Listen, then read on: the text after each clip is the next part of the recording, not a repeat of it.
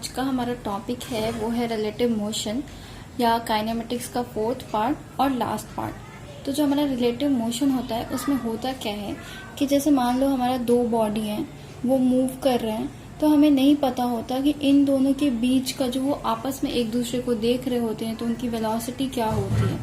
तो हम क्या करते हैं, जो हमारा एक बॉडी है उसको फिक्स्ड पॉइंट मान लेते हैं और दूसरे बॉडी को उसके रेफरेंस से मूव करवाते हैं। तो ऐसे वाले चीज को हम रिलेटिव मोशन बोलते हैं। जैसा कि आप बोल दो कि अगर एक रिवर फ्लो कर रही है तो रिवर जो फ्लो कर रही है वो ग्राउंड के रिस्पेक्ट में फ्लो कर रही है, यानी कि ग्राउंड जो है वो हमारा फिक्स पॉइंट है और रिवर जो है वो हमारा मूविंग पॉइंट है। तो इसमें लिखते कैसे, जैसे मान लो कि दो बॉडी है, बॉडी 1 बॉडी 2, हम इसे v12 velocity of 1 with respect to 2 निकाल रहे हैं। तो इसका जो फॉर्मूला होगा v1 vector minus v2 vector, पहले वाले को पहले लिखना है और दूसरे वाले को उससे माइनस कर देना है। सिमिलरली अगर जब भी बॉडी सेम डायरेक्शन में मूव कर रहा हो, मतलब v1 भी इधर ही मूव कर रहा हो और v2 भी इधर ही मूव कर रहा हो, तभी हम लोग ये फॉर्मूला जो है v1 माइनस v2 को यूज करेंगे। लेकिन अगर बॉडी जो है वो अपोजिट मोशन में कर रहा हो, अपोजिट डायरेक्शन में जा रहा हो, जैसे v1 जो है हमारा राइट जा रहा हो और v2 जो है हमारा लेफ्ट जा रहा हो, तो जो वेलोसिटी आएगी वो होगी v1 प्लस v2। और ये देखना, ये सारे वेक्टर हैं। जब भी हमारी दो बॉडी परपेंडिकुलर मोशन में होगी तो जो वेलोसिटी होती है वो होती है अंडर रूट v1 का स्क्वायर प्लस v2 का स्क्वायर।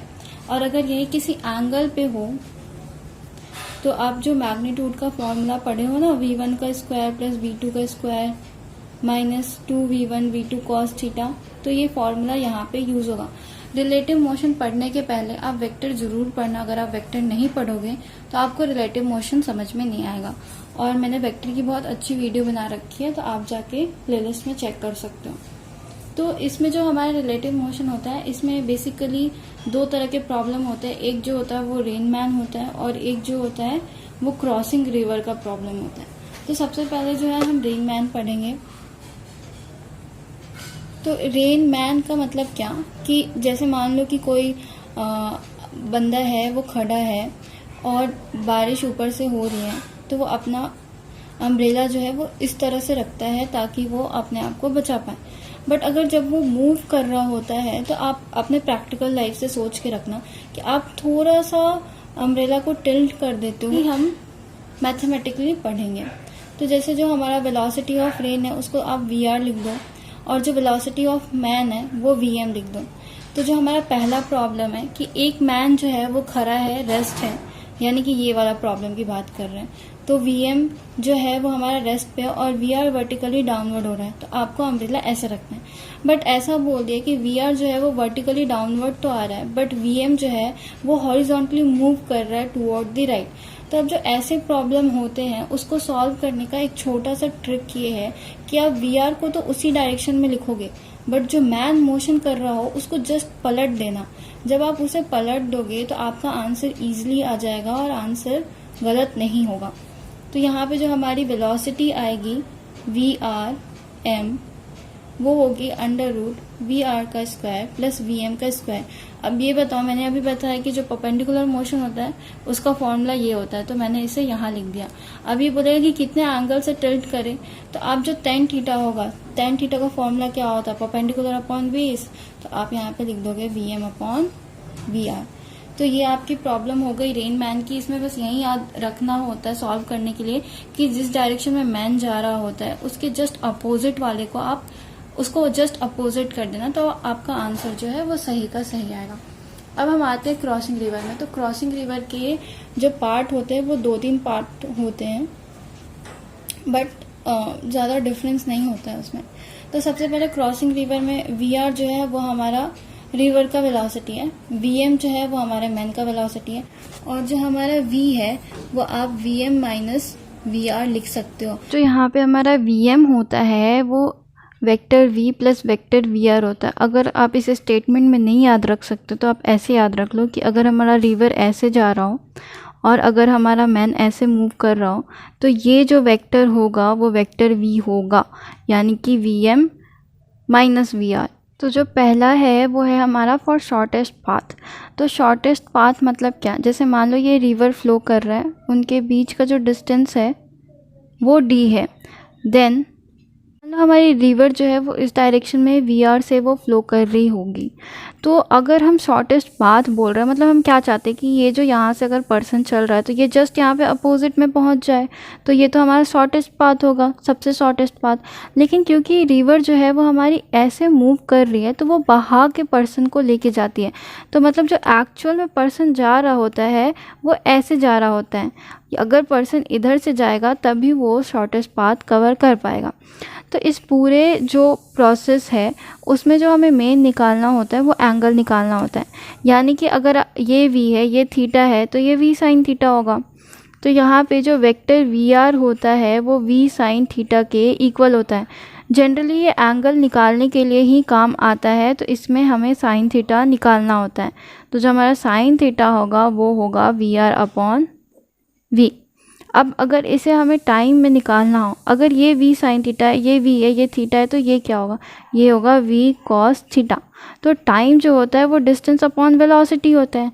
बट वेलोसिटी कौन सी, अगर डिस्टेंस मेरा इस एक्सिस में है तो हमें वेलोसिटी भी इसी एक्सिस में लेनी होगी, तो हम इसे v cos थीटा लिखेंगे।